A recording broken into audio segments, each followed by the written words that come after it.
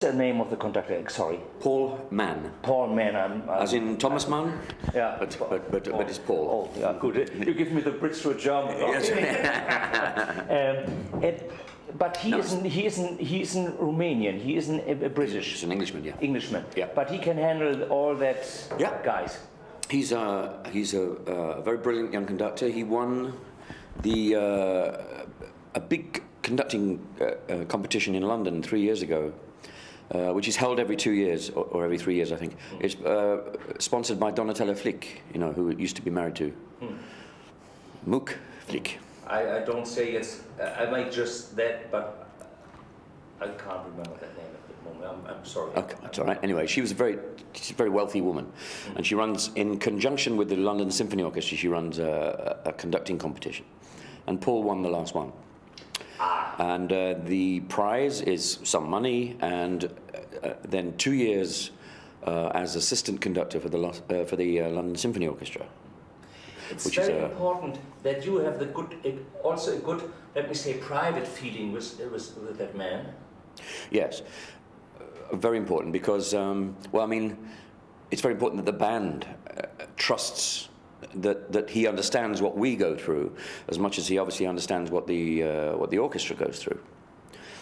And Paul is a rock fan from when he was 6 years old, and he tells a wonderful story of when he was 7 or 8 years old. Somebody gave his mother the record of Concerto for Group and Orchestra, for the original one, and he remembers conducting it in front of the mirror.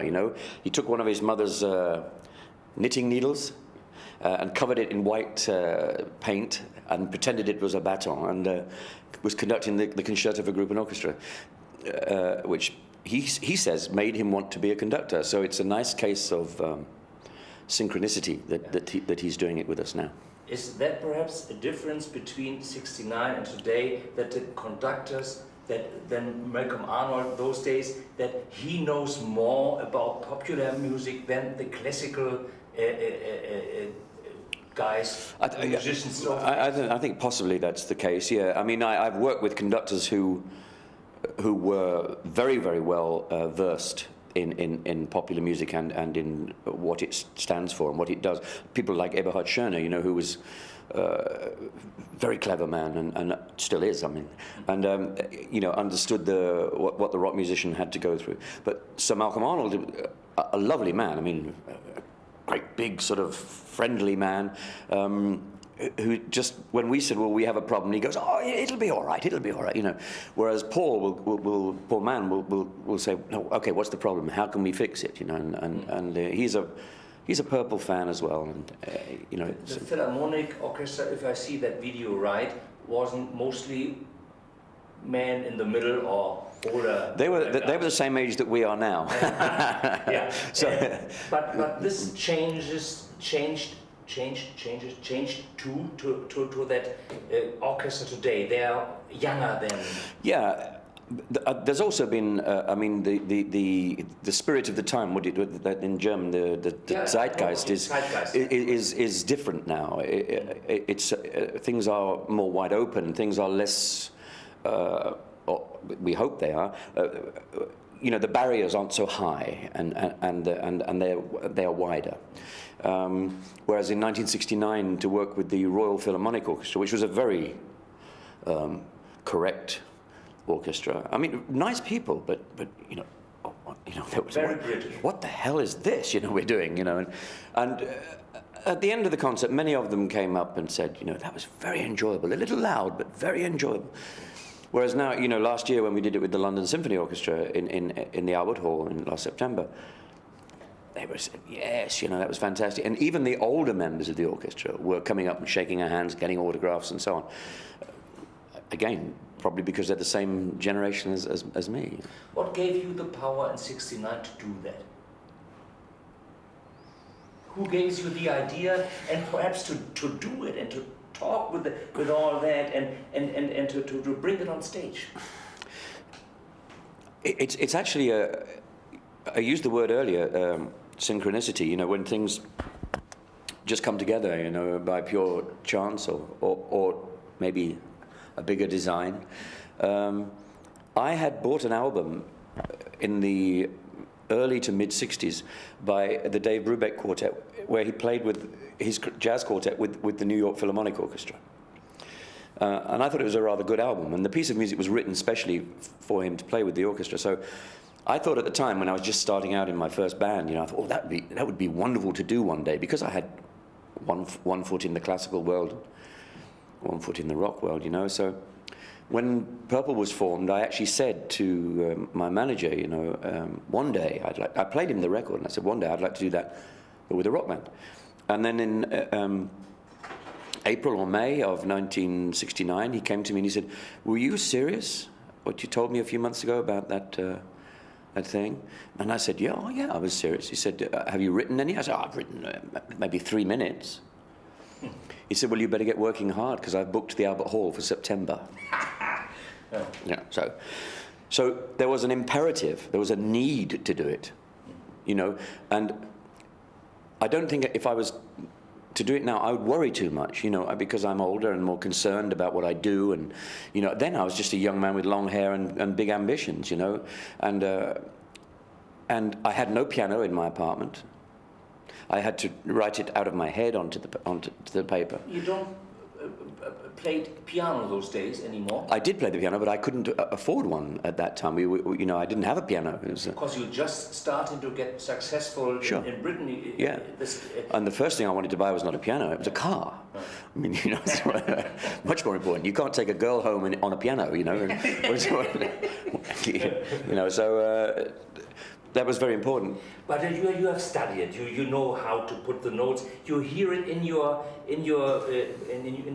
brain. Yeah. You can hear all the notes and all the orchestra lines. You can hear it without hearing it. Yeah. I mean, I'm not. It's hard work for me, but I can do it. And in a way, this kind of composing is fantastically rewarding when you hear it, because when you hear the orchestra play it for the first time, what you only before heard inside your head, it's a wonderful feeling. I also compose at the piano, but it's a different kind of composition. If you compose at the piano, you're writing piano music essentially, and then what you then turn it into becomes piano music turned into orchestral music, whereas with the concerto, as naive as it sometimes is, and as young as it is, but it has enormous conviction. It meant what it said. It was intended to be fun. It was intended to be, in places, serious, and it was really trying to show, in the end, what is that it's almost impossible to make the two play together successfully, but we're going to give it a damn good try, Okay. The smallest parts in that concerto was the parts when both play together, orchestra and group. The other parts are one part group, one part orchestra. Band and orchestra. Yeah, sure. What I want to lose now in that moment is you just talking about piano. You on stage you do the Hammond with the band. What was the lead instrument for you? What was important? What was the lead instrument? Was it the orchestra, or was it your organ? Or perhaps was it Ritchie Blackmore with the guitar, but that was just improvisation, there was no notes. Yeah. No written ropes. I wrote for some parts for Ritchie in the... You understand my absolutely. English?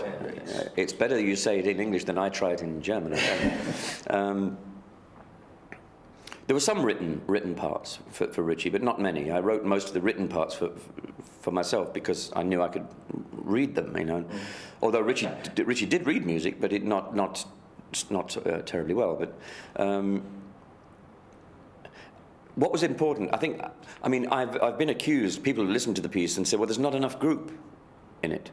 And now, if I was to do it again, I would do it much more involved, much more intertwined. We'll do something again. Somebody's asked me to do, why don't you do Concerto No. 2? I said, maybe life is not long enough to do this, But or is it the point? The longer you can think of that, and you have now in your age, you have heard so many music that you don't feel, was heißt Mut? Mut, was heißt Mut? Nee, nicht Mut. Nein, Mut. Courage. Courage. Perhaps Okay. you haven't, now, with all the knowing you now have, you haven't the courage to do it? That's a good point. I don't think it's courage, though, but it is a good point. I think it's need, desire. You know, I mean, I did it once. I was very happy with it. And I got the opportunity last year when we were re-preparing it to rewrite as much of it as I wanted. I mean, I could have rewritten the entire thing, but I decided not to. I decided to leave it as pretty much. I mean, I changed some of the worst mistakes and improved a couple of moments. But in general, I thought it's best to leave it as it was, because it was of its time. It was very much from me as I was then, and from the music business as it was then, you know. So to do another one would be, I would do it very, very differently. I don't think it would be a concerto for group and orchestra in so much. I think it would be more a concerto or a piece of music for electric instruments and orchestra, you know. There's a thought in here, that's all, at the moment. It's only a thought. If you wouldn't be successful with Deep Purple, what kind of music you would have done with your Hammond in the end 60s, 70s? Let me say something like Jimmy Smith or some jazz grooves. Yeah. But now you are successful, you have to stay with that kind of music. Is there sometimes a breakout for you? Well, I've been very lucky because I've been able to try out many styles. You know, I mentioned Eberhard Schöner before. You know, he helped me an enormous amount in the mid 70s. You know, and I wrote 2 or 3 pieces for large pieces for big orchestras. You know, so I got a lot of experience with working with them. I've written quiet piano music, I've written rock music, and I've written orchestral music. So I'm a very lucky man. I came out of a time when things like that seemed possible. Yeah. We had a great time. You know, those of us that grew up musically in the 60s were given an enormous advantage over, I think, what young musicians might have today. That's my feeling, anyway. Had I not, you asked about the Hammond, if I hadn't met Richie, I would not be the kind of Hammond player I am today. I invented a style of Hammond playing to support Richie Blackmore and to surround him and to give him the kind of basis in the music that he needed, because he hated playing rhythm guitar. Mm-hmm. He would hit a chord and let it ring, you know, and you know, and then he was a wonderful lead player, but he was actually quite a good rhythm player, but he just didn't want to play it. But you came from the classical side and more the correct side of the harmonies and notes, or not? Yes, so I had to find a way to supply what he wasn't supplying. Did he tries to help you? No. What is true on that story? On a funny way now. What is true on the stories, Richie Blackmore and you, always the fight of being the head of the band? No. I'm sorry, it's not true. There was a moment of, I mean, I started the band in a way with the aid of a man who had some money that he wanted to. He didn't know what he wanted, but I think he wanted a pretty boy pop band. You know, boy was he disappointed. But you know, so, and then I was introduced to Richie as a potential partner in crime, and you know, and so Richie and I actually really, in the early days, we just sat around. Before Ian Paice and Rod Evans joined, just discussing what it would be, you know, how we would do it. And then when Rod and Ian and Nicky Simper and we all got together, it started to move one way and then slightly another. We were in search of a style. You can hear it in the first 3 albums. And maybe I had a little bit more influence over the music in those first 3 albums. Only because it was much. it wasn't taken. It wasn't an influence that was taken. It was an influence that was offered. Yeah. You know, so it was, and then when Richie started to realise it was his vision that moved me, not mine that moved him. And a lot of people have said that, you know, I did the concerto for group and orchestra, and then Richie was responsible for in rock, and that was against my wishes. Absolutely untrue. You know, we were playing in rock when we were before the concerto. We were in fact on the concerto concert in 1969. We played "Child in Time." We played "Ring That Neck." Oh, that wasn't from In Rock, but you know, we played "Child in Time," which was to turn up on In Rock. Okay. So there was no. I mean, any band has antagonism. You know, it's sometimes only not a musician thing. It's also a personality thing. Because not everyone in a group can't be friends forever. It is just. Well, we're doing pretty well.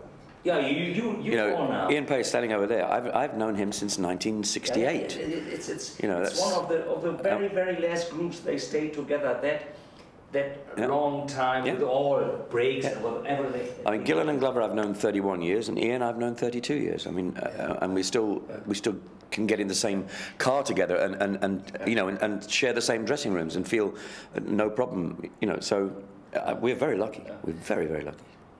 Why you always go on tour, on and on and on and on? Why? Got a mortgage. Mortgage. Sorry. I don't know that word. It's the money you pay every month for your house. The house is big. No, it is. Because the dressing rooms are always the same. The coffee is more or less very, very strong coffee, by the way. And I don't know. It's a good question. It's like any addict. It's very difficult to give up what it is that turns you on. And it's great to have again thousands of people in front of you, and they agree. Playing music is very, very addictive, and applause is very, very addictive, and satisfaction out of playing what you love is very, very addictive. It's very difficult to give up. As long as you are on stage, you're not old. Absolutely. Well, you see, you've maybe answered the question you put to me. You know, maybe it's an attempt to, like a Peter Pan, you know, to stop the aging process. I don't know. I mean, I haven't really even thought about it on those terms, but it's an interesting concept. But you know, I go on stage. I'm known for what I do. The band is known for what it does, and we walk on, and it feels great. Because when you arrived with Ian Gillan, is that right? Yeah. And there were some, you know, a lot of kids in front of the door and want to sign the records of their parents. That's right. It's but it's great. No, they came not for their parents. They came. They steal their parents' records and then yeah. I mean, we get a lot of interesting things happen. You know, a guy will come up. Do me the favor. Take your place there again, because then the camera don't know where. We are. I've got about 2 more minutes, yeah, and then I have to go and relax. Because it's nice to have you just for this moment. Just to finish that story, we occasionally get a guy who'll come along, a guy my age, and he'll say, "I've been watching you since 1970. I have all your albums. This is my son, and he loves your music too." And if we keep going much more longer, you know, then we'll have grandchildren coming. But isn't it on the other hand a problem?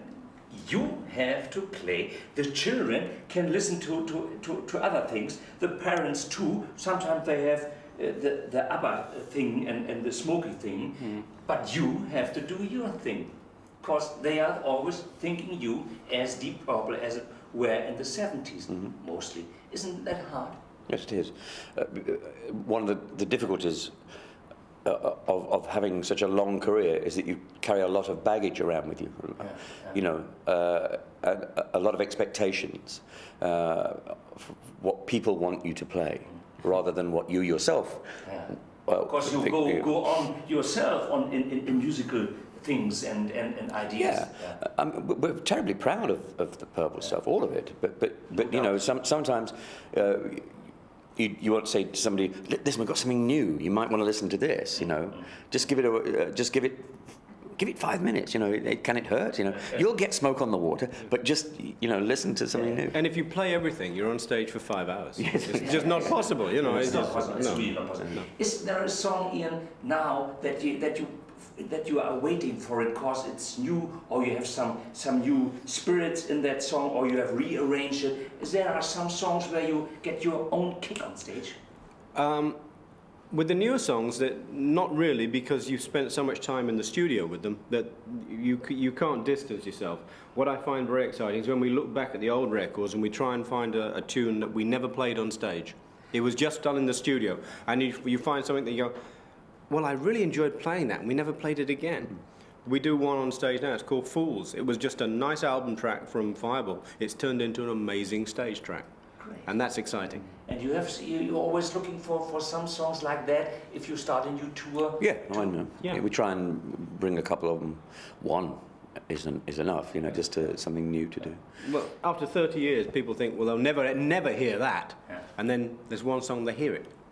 Because it's, who's going to play that up for 30 Yeah, years? Nobody. there's also a problem. You have been a hit group. You have been single hits, and most of the people know only the single hits. Sure. Okay, but now I can go on talking myself because I'm very proud that I have the chance to talk to you.